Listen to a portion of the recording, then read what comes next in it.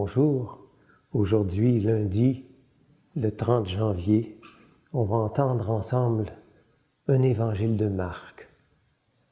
C'est le chapitre 5. En ce temps-là, Jésus et ses disciples arrivèrent sur l'autre rive, de l'autre côté de la mer de Galilée, dans le pays des Géraséniens. Comme Jésus sortait de la barque, aussitôt un homme, possédé d'un esprit impur, s'avança depuis les tombes à sa rencontre.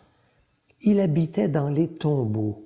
Personne ne pouvait plus l'attacher, même avec une chaîne.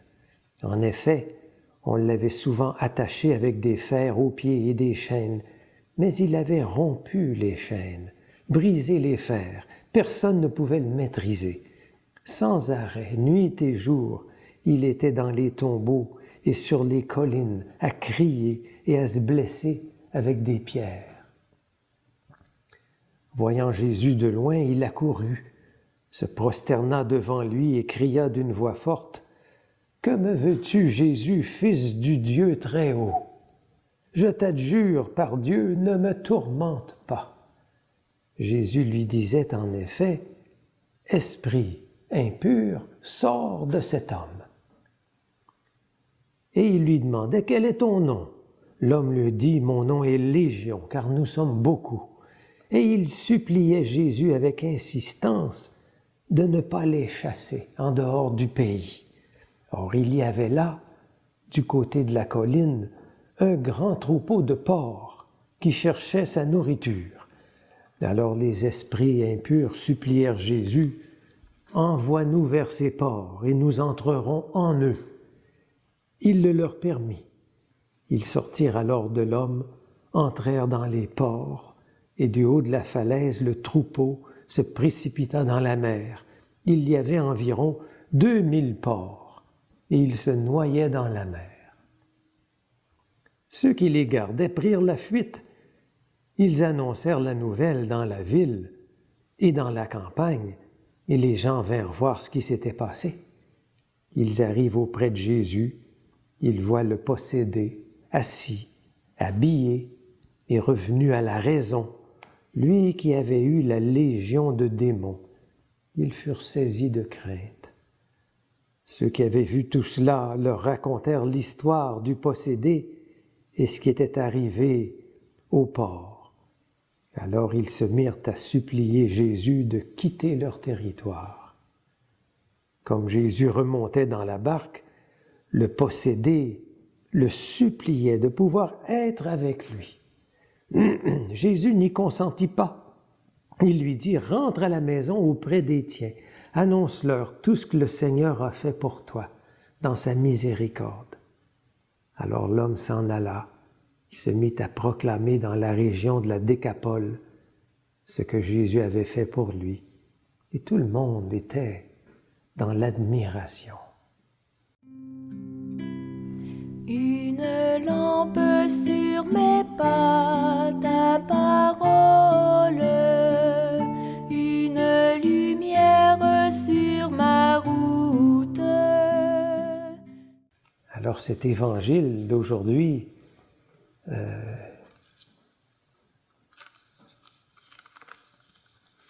pas toujours facile à interpréter et à comprendre dans tous ses aspects.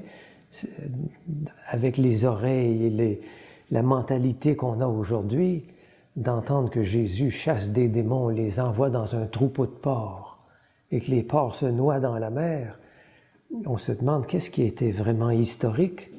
On est obligé un peu de discerner qu'est-ce qui est historique dans ce qui est arrivé là, qu'est-ce qui relève de ce que les villageois ont raconté au fur et à mesure des années et que Marc a repris et que Marc transmet à une communauté peut-être non juive. Qu'est-ce qui est derrière tout ça? Moi, je vais vous dire ce qui me touche. Et chacun de vous, vous pourrez aussi discerner. À la source de l'histoire d'aujourd'hui, il y a une personne dans une extrême détresse. Cet homme qui s'automutile, nous dit saint Marc, qui crie, qui demeure dans un cimetière, dans les tombes. C'est le signe d'une extrême détresse, de quelqu'un qui souffre énormément. Et l'Évangile nous dit que c'est cette personne-là qui va vers Jésus, qui débarque tout près de là. Et donc, mais quand il s'adresse à Jésus, c'est plutôt dans des termes de « ne me tourmente pas ». Même la phrase, c'est « qu'est-ce qu'il y a entre toi et moi » dans le grec. Qu'est-ce qu'il y a entre toi et moi? Ça veut dire « mêle-toi de tes affaires ». Comme ça qu'il s'adresse à Jésus. Donc, on sent quelqu'un où il y a une certaine même, on pourrait dire, révolte contre Dieu. Jésus l'accueille. Jésus écoute. Puisque toute l'histoire dont nous parle Marc, l'histoire de cet homme-là, Jésus doit l'entendre. Et peut-être les villageois, il y en a quelques-uns qui sont là, qui disent, ça fait tant d'années qu'il se mutile, tant d'années qu'il crie, on l'a attaché, rien ne marche. Jésus entend l'histoire. Et Jésus dialogue avec l'homme. Et Jésus voit clairement qu'il y a cet homme et il y a le mal qui le domine. Il y a quelque chose qui le domine. Et les villageois ont dit c'est des démons. Alors Jésus, après cette écoute, cette rencontre, Marc nous dit qu'il interpelle le mal en lui et lui dit « Sors », même dans le texte, c'est marqué « Sors de l'homme ». Esprit mauvais, esprit contaminé, sors de l'homme, sors de cet homme. Donc Jésus, de sa présence, de son écoute et de son autorité, semble libérer l'homme de ce qu'il dominait. Bien sûr, aujourd'hui, si on entendait qu'il y a quelqu'un qui se mutile, on irait voir un médecin. Et la psychiatrie a évolué. Aujourd'hui, on ne chercherait pas de cause mystérieuse au fait que quelqu'un se mutile. On ne dirait pas il a des démons. Les médecins aujourd'hui, c'est courant l'automutilation. Moi, j'ai souvent vécu avec des personnes qui se mutilent, vivant dans des communautés pour des personnes qui ont des déficiences.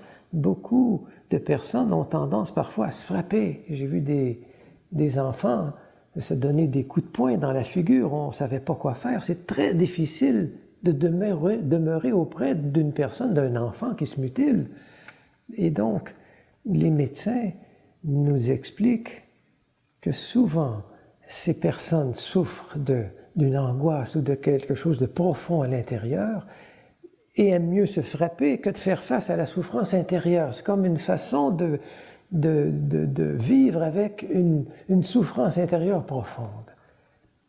Et les médecins nous disent, restez proches. Les médecins disent, continuez à vivre des belles choses avec cette personne-là. Ne vous centrez pas trop sur l'automutilation. Et trouvez du support pour vous-même parce que c'est difficile.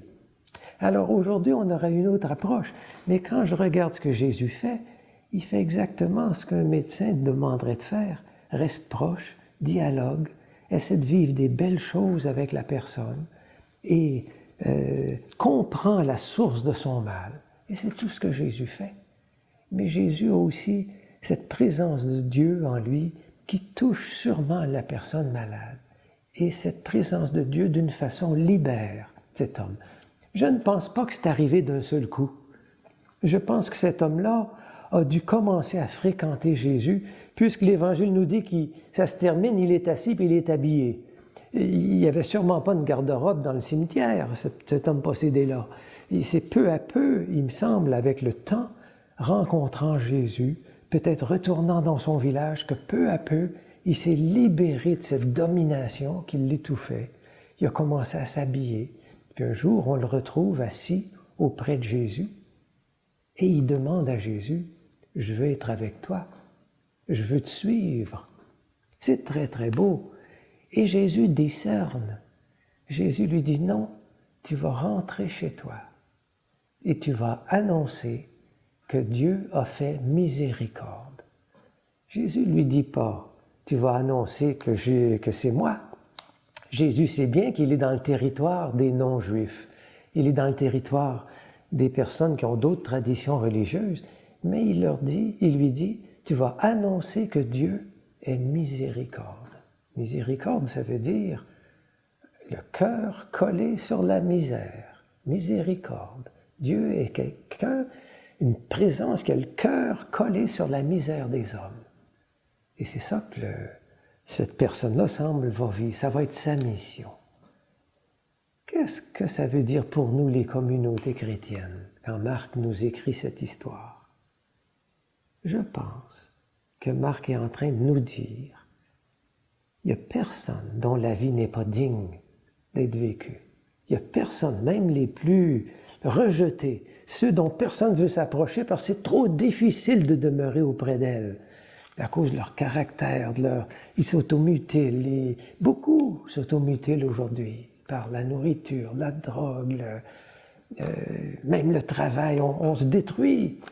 C'est une façon de vivre avec des souffrances intérieures qu'on n'ose pas voir. Alors on se lance dans l'extériorité, dans des supports extérieurs. Marc est en train de nous dire, une communauté de chrétiens qui accompagne Jésus va être proche de toutes ces personnes qui sont loin. On ne va pas tout de suite commencer à les exorciser, ça ne serait pas responsable. Avec la médecine d'aujourd'hui, on risquerait de traumatiser des gens, de leur dire « t'es un démon ». Avec la médecine, on sait, les médecins vont nous dire « sois proche, restez proche, vivez des choses positives avec la personne qui souffre, incluez-la dans votre communauté ». Comme Jésus l'envoie, lui dit « retourne parmi les tiens, dans ta famille, devenons une famille pour lui, pour elle ». Peu à peu, et demandons à Dieu d'être présent à nous. Il nous enseigne à travers ça qu'on peut avoir confiance dans la croissance de toute personne. Il me semble que c'est à ça que Jésus nous appelle. Moi, je me rappelle quand j'étais en Haïti, dans les montagnes d'Haïti, il y avait un jeune qui vivait dans une maison enfermée avec 2 de ses sœurs. Les 3 avaient de l'épilepsie et tout le village disait « ils ont le diable en eux ». On a l'un d'eux, qui s'appelait Jonas, on a demandé à son papa, laisse-nous nous occuper de lui. On l'a amené dans notre communauté, dans un village voisin, une communauté de l'Arche. Jonas, il avait de l'épilepsie et on a demandé au docteur, aide-nous à le soigner. On l'a un peu maîtrisé. Mais on lui a dit, Jonas, tu n'as pas un mauvais esprit en toi, t'inquiète pas. Tu as de l'épilepsie, puis voici en quoi ça consiste. Ton cerveau est irrité, c'est pas facile à soigner. Mais tu peux vivre. Il est devenu un membre très beau de la communauté. Ce qui me frappait en lui, il était toujours soucieux d'entendre des nouvelles des autres communautés de l'Arche en Haïti. Et un tel, et Jolibois, et Yveline, comment va-t-elle? Il y avait une sorte de cœur communautaire. C'était sa mission. Il me semble, Jésus nous demande d'être très accueillants et d'aller à l'extérieur, là où ceux sont rejetés, dans les périphéries, comme dit le pape, de les accueillir, devenir une communauté aimante, confiant que le Dieu de miséricorde va agir à travers nous et va libérer chacun de nous et celui ou celle qu'on accueille.